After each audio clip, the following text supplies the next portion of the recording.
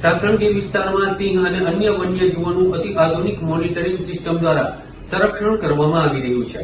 One વિભાગે જૂનાગઢના સાસણ નજીક પ્રાણીઓ અને તેમાં પણ ખાસ કરીને સિંહોને માર્ગ અકસ્માતોથી બચાવવા ખાસ વ્યવસ્થા કરેલી છે।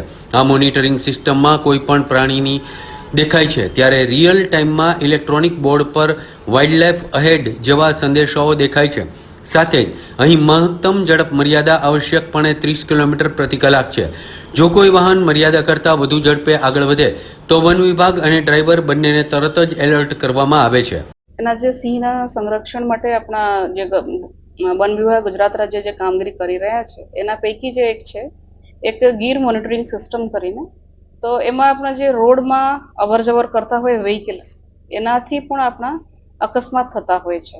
અને જે રોડ બધા આપણા અભયારણ્યથી જતા હોય, જંગલ વિસ્તારથી જતા હોય, એની અંદર ક્યારે લાયન્સ પણ દેખાય છે, લેપર્ડ દેખાય છે, સ્પોટેડ ડિયર્સ છે, સાંભર છે। તો એ બધી જે આપણા હર્બીવોર્સ છે એના પણ સંખ્યા ઘણા માત્રામાં આપણા દેખાય છે।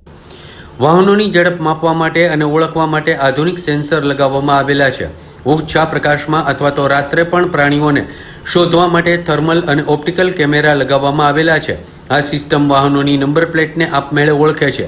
ત્યારબાદ સિસ્ટમમાંથી તમામ ડેટા સાસણગીર ખાતેના સેન્ટ્રલ મોનિટરિંગ સ્ટેશનને મોકલવામાં આવે છે। આ ટેકનોલોજીએ માત્ર જંગલી પ્રાણીઓની જ નહીં પરંતુ માણસોની સુરક્ષામાં પણ વધારો કર્યો છે।